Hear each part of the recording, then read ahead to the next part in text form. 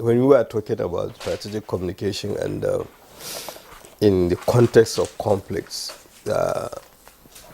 you just have to say the truth, even though it might be painful. But of course, at the same time, you have to take into cognizance the context, the cultural, and the level of understanding. There are certain things, for instance, that if you are told, you could have behaved otherwise.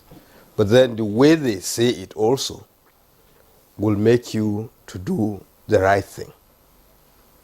And that is why maybe you are talking about this issue of diplomatic. Just like they used to say that there is a difference between telling someone that he's stupid and telling him, don't allow me to call you stupid. They mean the same thing.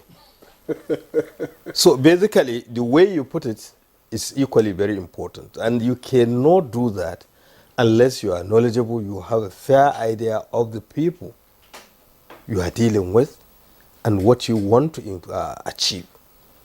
So we go back to crafting of messages during, strategic communication in complex situation. How do you craft a message? Is it empathic? Sometimes lives were lost. And you tend to claim that you are right and all the rest. You have to be empathic simply because lives were lost. Because we have had instances in the process of communication, they will say only one person died. How many do you think that should die? So these are the issues. So it's no question of it's just come to think of it, Brigadier General. No, but yes, I'm coming to you. I'm coming to you because because it's on this particular issue that he has mentioned. Because we've seen it even amongst media professionals where lives are lost, or maybe there's huge damage. For example, they leave out those details because they tell you, oh well, the nation will go on flames, will go on fire if you inflame the nation if you say a so number of people died. Instead, just say some lives were lost, or in fact, just completely take that out and go ahead to talk about other issues. Is that the way to go in terms of strategic communication? Because we see that play out a lot. Okay, let me take it from this. You did not allow me to land, but okay. Okay, do I go on? Let him land, then of course you would respond. Well, because the way you interjected, in fact, it reflects back to my experiences, especially when I was Director of Army Public Relations. There were instances, actually, the military suffered heavy casualty. And, it was a very dicey and difficult situation because delicate balancing in the sense that sometimes when you come out and say it the way it is, you will send people into panic.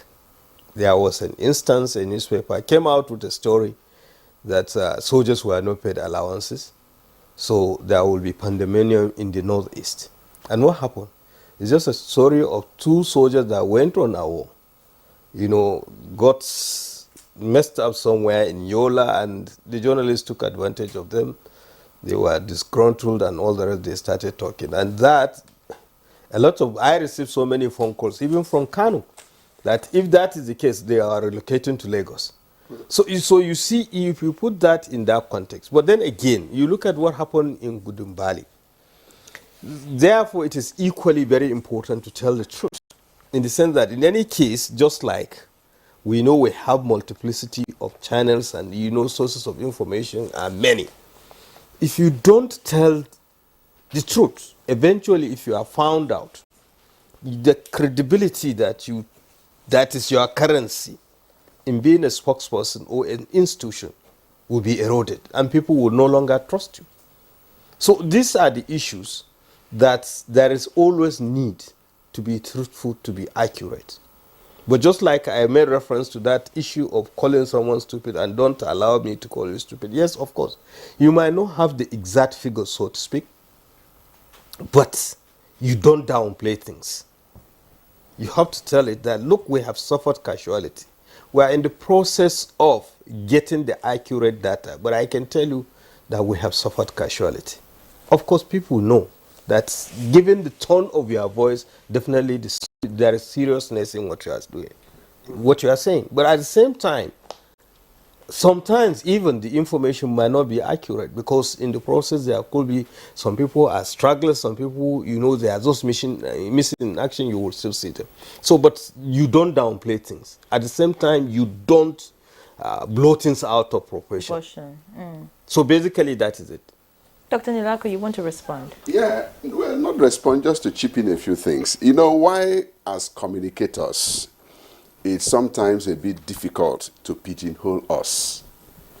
It's because what Victor is calling being diplomatic has already been captured from all we said here by 5 words. Professor Pate talked about empathy. That's been that thing he called. I talked about understanding your operating environment. That's been Victor's word. We talked here about the language of your communication, that you have to understand the language you have to use. That is Victor's word. We talked about the context of that communication, as SK Usman brought it. That's your word. And finally, sensitivity. You must be sensitive when you are communicating. Otherwise, you will lose the essence of the communication. When you put these 5 words together, Victor's question is answered. But if he wants us to call it diplomatic communication, he should come but next year. How then do you get out the truth with all these factors that you have talked about now? Who is hiding the truth? The truth is very clear. The only thing is that you are being sensitive in communicating the truth. He gave you an example. You are very stupid, and don't allow me to say that you are stupid. One word is central: stupidity. That's by my assessment. Again, for you to communicate what you call the truth, you must determine whether you are talking about facts and calling it truth. Because sometimes truth is relative. Don't let us go into this discussion, otherwise we won't finish today. Because truth can also be relative. And sometimes facts. Be running away from the word diplomacy. He has given me credit for a word that existed there. In communication studies, we are conscious of selecting our words. And the word diplomacy, mostly, which is in the purview of people who are in the foreign affairs and all of that, but sometimes we corruptly use the word in associating it with propaganda. Fantastic. And in another way, by saying, okay, this may be so, but let's look at it from the other way, which may not necessarily be the correct thing. And you use words. That is why sometimes it is said, through diplomacy, you can conveniently tell somebody, go and enter into fire, and he will happily enter into that fire. But for us in communication, it may not be our own way of doing things. We are conscious of propaganda, the techniques of propaganda at different levels. So we all have our own areas of operations, and we have our own terms that we use. For us in communication, we're a bit conscious. And you see, when you talk of this issue of truth you are telling, like he told you, truth could be relative. But because of what we now describe as the era of post-truth, where you have multiplicity of channels, and you have populism in governance, overriding real governance process. When they combine with all this computer logic and communication genres, the consequence is what we are just talking about now. One, a lie can be repeatedly and tenaciously perpetrated to the extent that it becomes a truth for you. Because it comes with pressure, it comes with the 4 V's. Volume, huge volume, just surrounding you. Then it comes with velocity, top speed, that you don't even have the opportunity and the time to verify. And there's no value. Of course, you can't verify because of the amount of content and then the speed at which it comes. So by the time you have all of this, eventually you just subsume and become a victim and trust it to the extent that if the real truth comes, that untruthfulness has already swamped you. So this is the era in which we are. Courtesy of all these technologies, take your telephone set. How many messages do you receive every day? And how many times do you check your phone daily? Please do a survey on your own. One day, just sit down, try to count how many times do you check your phone? How many messages have you received on Instagram, on WhatsApp, on Facebook, on this, on that, and sometimes on the same subject? So, and did you also check if you have had the time to verify the value of what you are just checking and the truthfulness of what you are checking? So by the time you don't have all of these things, so the truth simply becomes something that you can't differentiate where the truth is and where the lie is.